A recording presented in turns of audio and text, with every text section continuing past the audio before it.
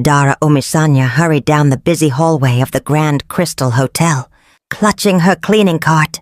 Her hair was tied in a loose bun, her uniform stained from hours of non-stop work. She hadn't slept well in days.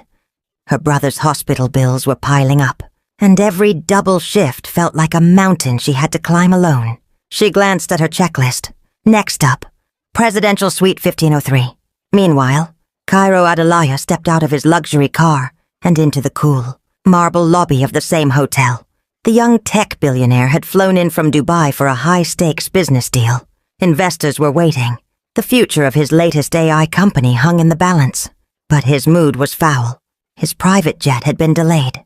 His assistant had mixed up his schedule, and now his suite wasn't ready. As he marched down the hallway, phone glued to his ear, fate intervened. Dara, lost in her task, didn't hear him coming.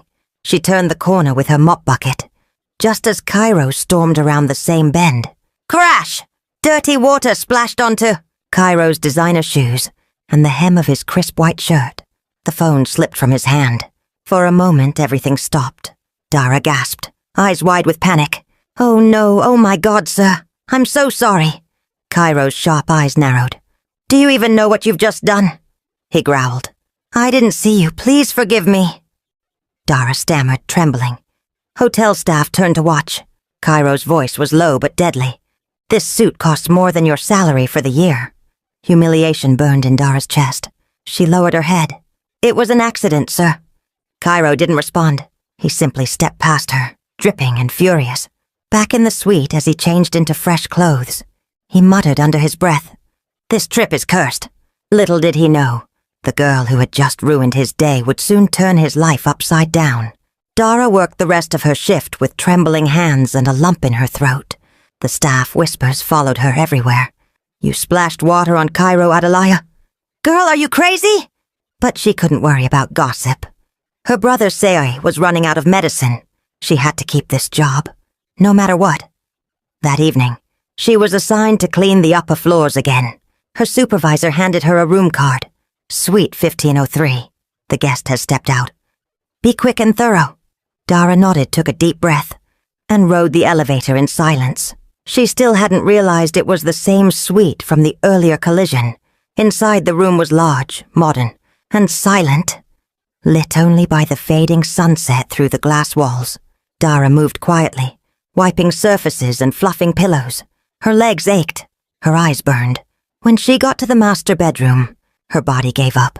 Just a few minutes, she told herself. She sat on the edge of the massive bed, just to rest. Her eyes closed. She never meant to fall asleep. Cairo returned late, irritated and exhausted. The business dinner had gone worse than expected. The investors had been distracted. His mood was even darker than before. He pushed open the door to his suite, loosened his tie, and froze. Someone was in his bed. Not a thief, not a fan. A hotel cleaner, fast asleep, curled up on his sheets, a feather duster still loosely gripped in her hand. His eyes widened. What the hell? Storming across the room. He grabbed her shoulder and shook it. Dara startled awake, heart hammering against her ribs. No! I'm so sorry, sir. I didn't mean to. Please don't. Cairo's voice sliced through her panic. What are you doing here? Are you insane? Tears welled instantly in her eyes. I was tired. I'm sorry. I didn't even realize. I didn't mean to fall asleep. Please. Please don't fire me. He froze. Recognition clicked into place. Her. The same girl from the hallway. The mop water. The chaos. His anger surged, but then faltered. There was something in her face. Not just fear. Not just shame. Exhaustion. Real. Soul-deep exhaustion. Still, pride held him rigid. Get out, he said, voice like ice. Dara scrambled up, nearly tripping in her haste to flee. The door closed behind her with a quiet thud. Cairo stood there, unmoving, then slowly sat on the edge of the bed she had just left. Jaw tight, fist clenched. Who was this girl? And why was she getting under his skin? Dara's heart pounded as she hurried down the hallway. Her legs felt like jelly by the time she reached the staff quarters. She didn't even notice the curious looks from the other workers. In the locker room, she dropped onto a bench and buried her face in her hands. Her fingers still smelled like the hotel's lemon-scented polish. Her cheeks burned with shame. How could she have fallen asleep in a guest's bed? Not just any guest. Cairo Adelaya, a billionaire, a tech genius, a VIP at the hotel. She was sure she'd be fired. Moments later, her supervisor stormed in, waving a clipboard. "Dara, what have you done?" "I didn't mean to—" "You fell asleep in his bed? Do you know how lucky you are he didn't call the police?" "I swear it was an accident." "I don't want excuses. He said you were never to clean his suite again, ever." Dara nodded quickly, her voice soft. "Yes, ma'am." The supervisor sighed. "He didn't fire you. Count yourself lucky. But don't mess up again." "Understood," Dara whispered. That night she didn't go home right away. She went to the nearby public hospital, where her little brother Sei lay asleep, pale and weak. She gently brushed a curl from his forehead, her own fears pushed aside by the sound of his shallow breathing. Back at the hotel, Cairo stood by the window of his suite, looking out at the city lights. The skyline sparkled like glass. He had tried to forget her. That strange, quiet girl who had ruined his day, and then slept in his bed like it was her own. But he couldn't stop thinking about her. Who works so hard they pass out? What kind of life does someone like that live? He opened his tablet and stared at a financial report.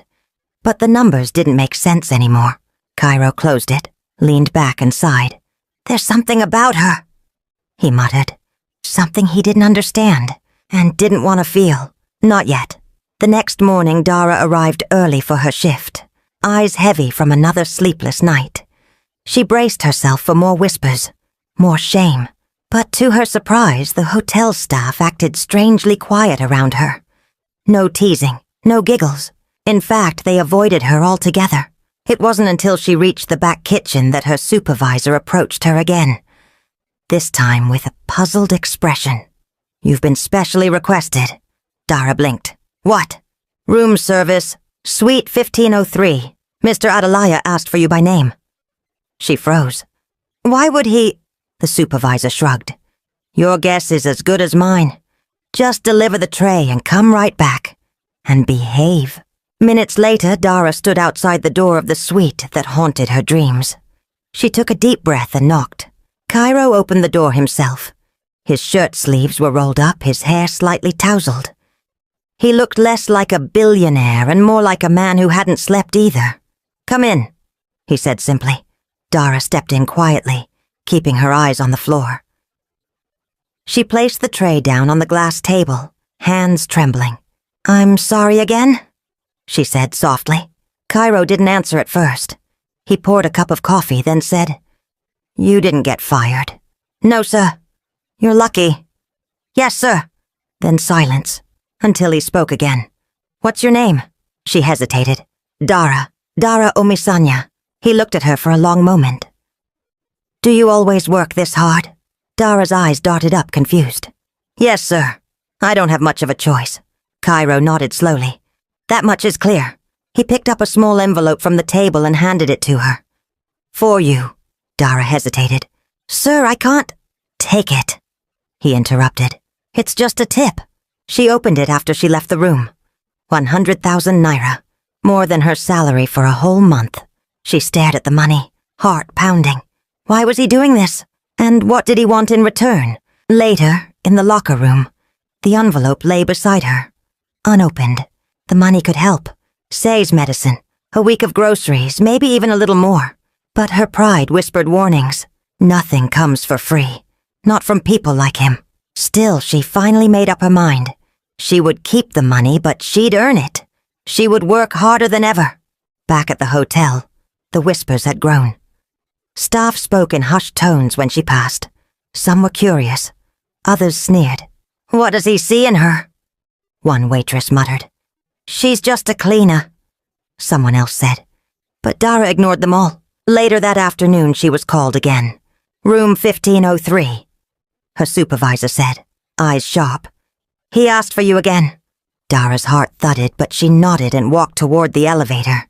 This time, Cairo greeted her at the door with a cup of tea in hand. "You're not scared of me anymore?" he asked, half smiling. "I'm still trying to understand you."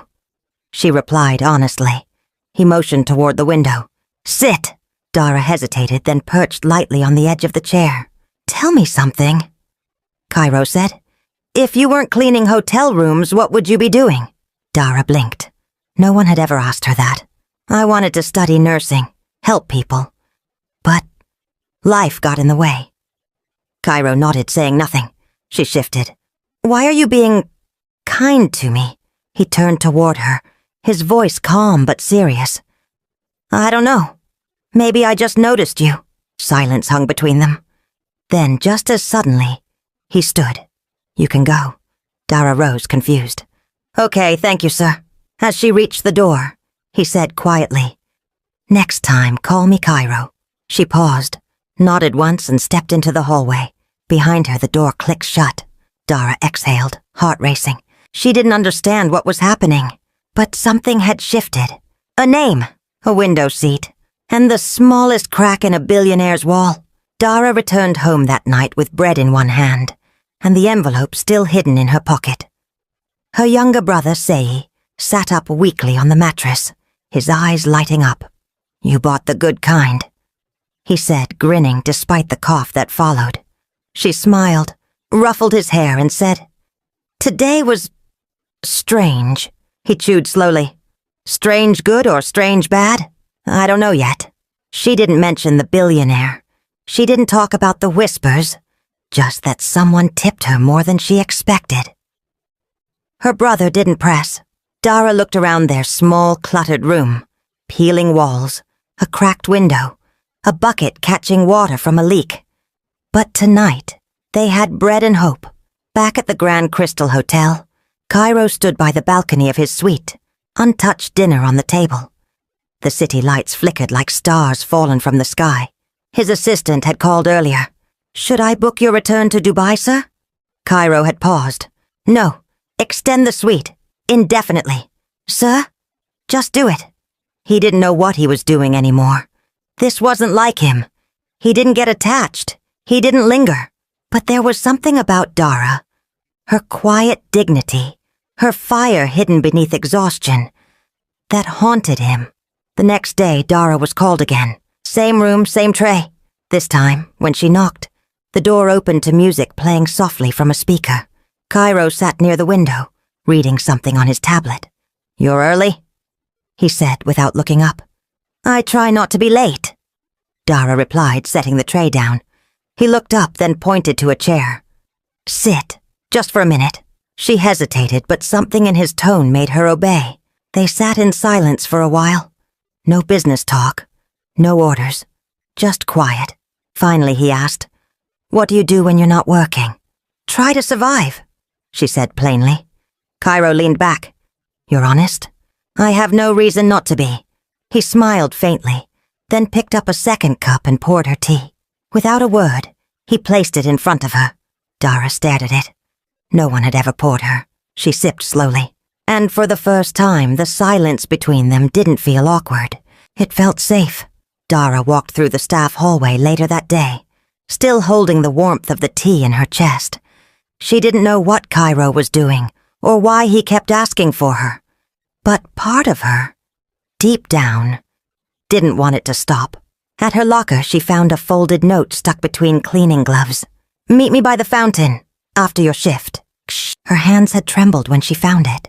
Her first instinct was to tear it up, throw it away, forget it ever existed. But she didn't. And that night, after her shift ended, Dara found herself standing by the hotel's garden fountain, moonlight dancing softly across the rippling water. Cairo was already there, waiting. No guards, no tie, just a plain gray sweater and jeans. You came, he said, voice low. I don't know why, Dara replied, standing a few steps away. He looked at her carefully. Do you trust me? No, she answered. But I don't think you're pretending either. Cairo gave a small nod, his expression unreadable. I wanted to see where you live. She blinked. Why? Because I don't want to just guess anymore. Silence. Then Dara said, I don't bring people there. I'm not people. That's the problem.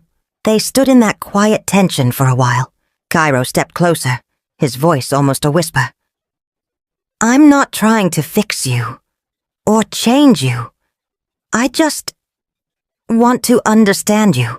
Dara looked away. Her voice cracked slightly. Most people like you don't try. I'm not most people. She met his gaze for a moment that felt longer than it was. Then softly she said, Fine, tomorrow, after my shift. He smiled. Not the arrogant kind, but one filled with something softer. Thank you. As Dara walked home that night, her thoughts were a storm. What was she doing? This man lived in skyscrapers. She lived behind broken fences. He spoke in billions. She counted coins. But something about the way he looked at her made her feel like she wasn't invisible. And for once, she didn't want to disappear. The next day, Dara didn't eat. Her stomach turned too much to hold anything down. After her shift, she changed into her plainest dress, combed her hair, and wore the sandals with the least wear on them. When she stepped outside, Cairo was already by the hotel parking lot, leaning against a sleek black SUV. He didn't wear a suit this time. Just a button-down and slacks. No watch, no air of power. He smiled gently when he saw her. Ready? Dara hesitated, then nodded. The drive was quiet. She noticed he didn't speak until she did. This is the longest road I've ever taken with a stranger, she said finally. Maybe we're not strangers anymore. Dara glanced at him. His voice was soft, but there was a weight behind it. They reached her neighborhood just after sunset. The streetlights flickered like they were too tired to glow. Children played in the dusty road, their laughter cutting through the hum of generators. Cairo stepped out without hesitation. You don't have to, Dara began. I want to. They walked slowly toward her building. The street narrowed. A few neighbors peered through windows. This is home, she said, voice low. They reached her door, a rusted sheet of metal with a bent handle. Cairo stood quietly as she unlocked it. Inside, her brother looked up from his blanket, eyes wide. Dara, who's that? Dara knelt beside him. A friend. Cairo nodded and waved. Hi, I'm Cairo. Say's eyes lit up. Like the tech guy from TV? Cairo laughed. Maybe. They didn't stay long. Cairo didn't push. He just stood near the window, watching how carefully Dara tucked Say in, how she straightened their tiny room like it mattered more than gold. On the way back, neither of them spoke, but as Cairo drove, he glanced at her and said, Thank you for showing me your world. Dara looked out the window. It's not much. It's real. That's more than I can say for mine. That night, Dara lay awake, staring at the ceiling. For the first time in years, her world had been seen, and she wasn't sure how to feel about it. The days passed in soft, silent shifts. Cairo still called for Dara, sometimes just for tea, sometimes for nothing at all. They spoke in fragments, questions and glances, no declarations, no promises, and yet something grew in the space between them. At work, Dara kept her head down. Whispers still followed her. Some envious, others cruel. I heard she's moved into his room. She's just lucky, that's all. She'll fall soon. They always do. Dara didn't respond. Not with words. Instead, she worked harder, cleaned better, smiled less. She wanted no favors. She needed no saving. Meanwhile, Cairo found himself distracted during meetings, restless during calls. His mind wandered when it shouldn't, and every time Dara knocked on his door, something unfamiliar settled over him. Not excitement, not desire. Come, he told himself it wasn't serious. Just a passing thing. But he was lying, and he knew it. Then came the necklace. He had seen it while shopping for his mother. A thin silver chain, simple and elegant. Nothing flashy. Just like Dara, he bought it without thinking. But days passed, and he didn't give it to her. Until one evening he placed it in a small box beneath her folded laundry in the hotel service room. No note, no signature. When Dara found it, her breath caught. She opened the box slowly, heart pounding. It shimmered in the light, quiet and beautiful.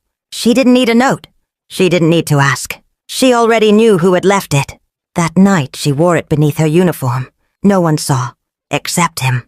The next morning when Dara brought breakfast to his suite, he noticed the chain peeking from her collar. She didn't mention it. Neither did he. But they shared a look. A quiet, steady look that said everything neither of them could. Still they didn't touch. Still they didn't speak of love. But both knew.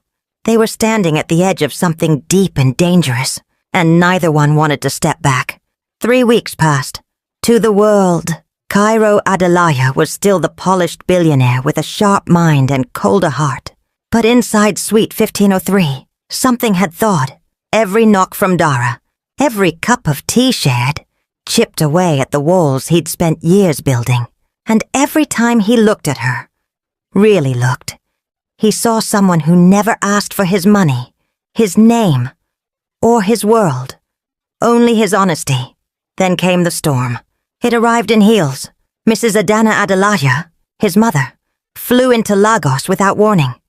Tall, graceful, and fierce, she stepped into the hotel lobby with 2 assistants, 1 designer bag, and a gaze sharp enough to slice steel. She didn't need a room. She wanted answers. Cairo was in a business meeting when she barged into Suite 1503. The staff scrambled.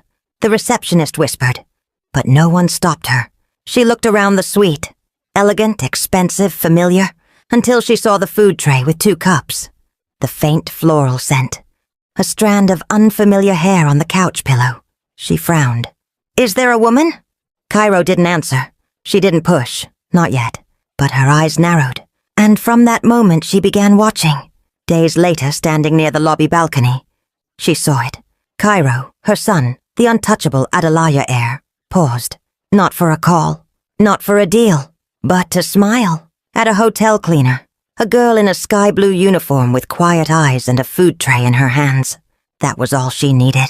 Later that evening, Dara received a note. This time, not from Cairo. It was folded neatly with hotel letterhead. "You are invited for a private tea. Suite 1104, 4:30 p.m. Mrs. A. Adelaya." Dara stared at it, heart sinking. She didn't tell anyone, not even Cairo. When the time came, she changed into her cleanest uniform, brushed her hair, and walked to the door with legs made of air. Mrs. Adelaya opened the suite herself. She smiled, but her eyes did not. "Dara, isn't it?" Dara nodded. "Come, let's have a talk." The suite smelled of perfume and distance. On the table sat tea, untouched. Mrs. Adelaya motioned for Dara to sit. "I hear you've made quite the impression on my son." Dara lowered her gaze. "I didn't mean to. Let me be clear." The woman interrupted, her voice sweet and sharp. "This ends now." Dara's breath caught. "You are not his equal. You are a cleaner. Don't mistake kindness for permanence." She poured the tea slowly like poison. "You should leave while you still have your dignity." Then she reached into her designer bag and pulled out a white envelope. "This is enough money to start a new life, somewhere far from here, far from him." Dara looked at the envelope, then back at the woman. She stood up slowly. "I came here to work," she said quietly. "Not to beg, and not to be bought." She left the envelope on the table, untouched, and without another word she walked out. But inside something had cracked, and the next day, everything changed. Cairo woke early, got dressed before sunrise. He sat by the window pretending to read, listening for footsteps in the hallway, waiting for the knock he'd come to expect. But it never came. By 10, the silence grew too loud. He picked up the phone and called the kitchen. "Where's Dara?" There was a pause, just long enough to mean something. Then a quiet voice. "Sir, she didn't report for duty today." Cairo's chest tightened. "Check again." But deep down, he already knew. Something was wrong. He called her supervisor. The answer was the same. She turned in her badge last night, left quietly. Took her brother. No forwarding address. Cairo stood frozen, the line still active in his hand. Gone? Just like that? Cairo tore through the suite like a man chasing a ghost. The empty teacups, the folded laundry, a tiny forgotten button near the door. The scent she always left behind, faint jasmine, still lingered. He called her number. Switched off. He checked with staff. They knew nothing. No notes, no message, nothing. Later that night, Cairo sat alone in the dark, staring out the window. The city lights sparkled beyond the glass. Bright, busy but meaningless without her. Then his phone rang. It was his mother. She didn't need to ask what was wrong. The silence in his voice said enough. "I hope you've come to your senses," she said gently, but with steel beneath the words. He didn't answer. She continued. A man like you doesn't build a life with a girl like that. She was never meant to stay. She was a moment, Cairo. Not your future. His chest tightened. Had she done this? Had she driven Dara away? What did you say to her? He asked. I reminded her of the truth. No, you humiliated her. I protected you. I didn't need protecting. Her voice sharpened. She's just a cleaner. Cairo, have you forgotten who you are? She was more real than anyone I've ever met. The line went silent. Then her final words came cold and sure. You'll thank me later. He ended the call without another word. Not because he was done, but because she would never understand. That night he went to Dara's neighborhood, walked to the rusted door, knocked. A neighbor stepped out. They left late last night. No goodbye. Where did they go? The woman shook her head. Didn't say. Just carried a small bag and a sleeping child. Cairo stood there for a long time, the moon watching him. He had lost deals before, lost sleep, lost friends, but never like this. This loss felt personal, like a door had shut inside his chest. And the worst part? He didn't know if she'd ever come back. Cairo stopped attending meetings. He skipped a board presentation for the first time in his career. His team didn't understand it. Investors were confused. His assistant was panicking. But Cairo had one focus now. Finding Dara. He hired a private investigator, paid for digital traces, checked hospitals, clinics, even community shelters. Nothing. She had vanished like smoke. Each night he returned to the suite. Still booked, still untouched. He refused to leave. The room reminded him of her. The teacups, the chair by the window, the echo of soft footsteps that never returned. One afternoon he sat on the hotel rooftop with his closest confidant, Toby. She left without a word. Cairo muttered, rubbing his temples. Are you sure it wasn't fear? Toby asked. Maybe she thought she didn't belong. She belonged more than anyone ever did. Then why didn't you tell her? Cairo said nothing. Toby leaned forward. If she didn't leave a message, it means she was protecting herself, not rejecting you. Cairo looked out at the skyline, his voice low. I thought I had time. Love doesn't wait, Cairo. Not forever. That night, Cairo drove back to her old street again. The rusted door was still locked. A child's toy sat forgotten in the dirt. He sat on the broken step for hours, phone in hand, hoping, praying for a message. None came. But the next morning, a small envelope arrived at the front desk.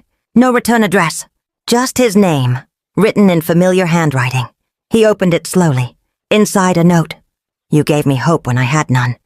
But I need to find my own strength before I can stand beside you. D. Cairo stared at it, heart hammering. She was alive. She was still out there. And though she had walked away, she hadn't closed the door completely. Now it was his turn to fight. Not for a deal, not for an empire, but for the girl who made his silence feel like peace. Months later, the world had moved on. Business boomed again. Cairo's face returned to magazine covers. Forbes called him the relentless visionary. But none of that mattered. The note from Dara stayed folded in his wallet. He read it every night like a prayer. Then one Saturday morning, while attending a small community tech outreach event in a small town, something caught Cairo's eye. Not a person, a notice board. Pinned to it was a school flyer, slightly crumpled but clearly printed. Evening literacy classes. Free for girls, volunteer-led, at St. Grace Primary School. And beneath it, in small handwritten script, taught by Miss Dara Omasanya. He froze. Dara?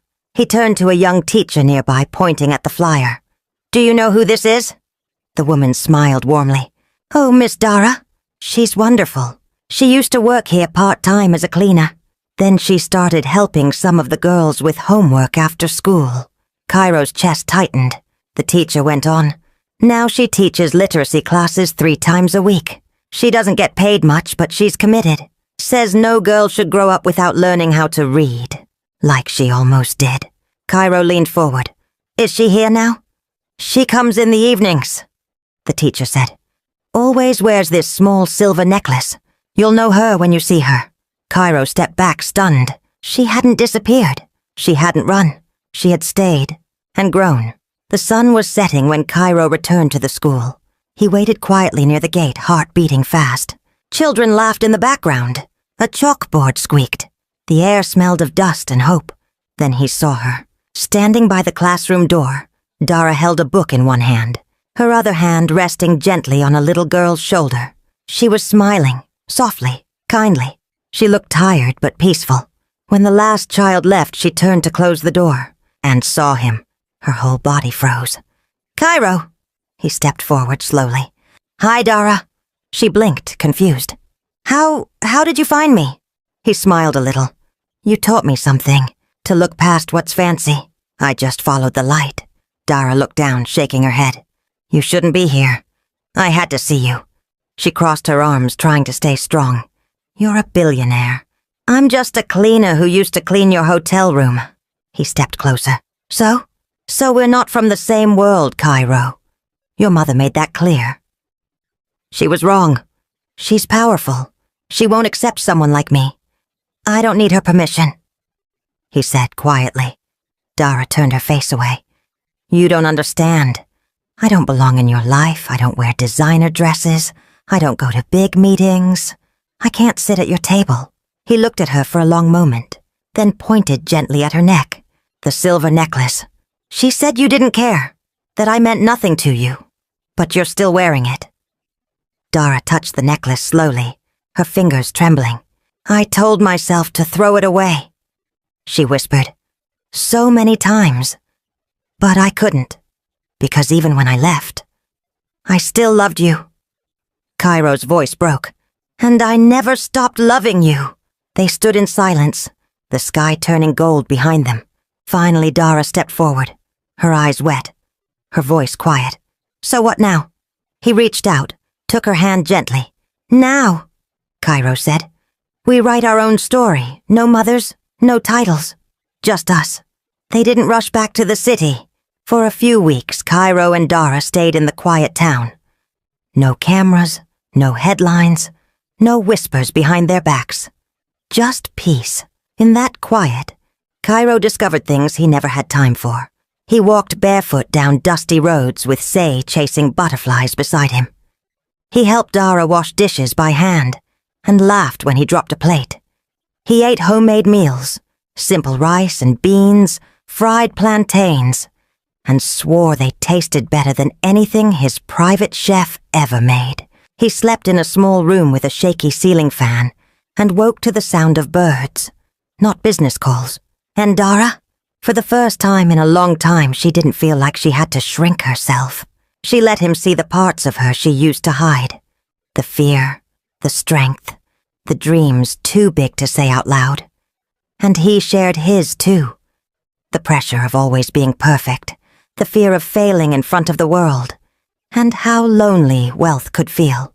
At night, they sat outside under the stars, with the sound of crickets filling the air.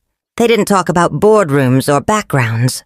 They talked about who they were becoming. And slowly, without pressure, their love deepened.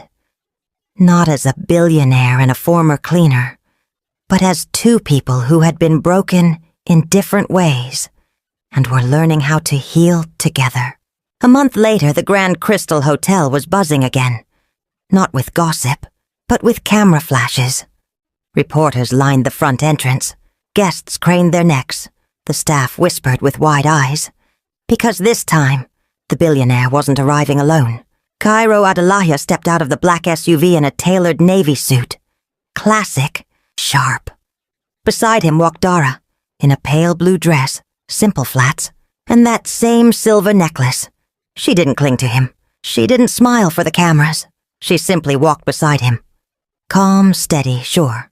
The headlines the next day read, Cairo Adelaja's surprise, the woman who changed the billionaire's life, isn't who you'd expect. They didn't care. They had nothing to prove. Inside the hotel, staff stood frozen. Some bowed. Others looked away. Dara's former supervisor fumbled her clipboard. Cairo greeted them all politely, then turned to Dara. "Ready?" She nodded. They were here for a charity gala, one Cairo had insisted be held in support of community education programs. Programs Dara helped design. She didn't want the spotlight. She wanted results. He gave her both. Later that night, as the ballroom lights dimmed, and the applause rose for the final speech. Cairo stepped onto the stage. He didn't speak about profits. He didn't talk about tech. He simply said, "I met someone who reminded me that kindness doesn't wear a suit, that strength doesn't come from money, and that love often walks in when you're not looking." The crowd fell silent. Then slowly, it stood. Dara, standing near the back, didn't cry. She simply watched him, steady, proud, and calm, with the same quiet fire that once lit her way through the hardest days. After the gala, they walked outside hand in hand. No guards, no noise. Just two people who had found each other in the unlikeliest of ways. "I still think it's funny," Dara said with a smile. "What is?" "How all this started with me falling asleep in your bed." Cairo chuckled. "Best accident of my life." And as the city lights blinked behind them, they stepped into the night, not as billionaire and cleaner, but as equals, as home. The end. If you love this story, make sure to like the video and subscribe to my channel for more captivating stories like this one.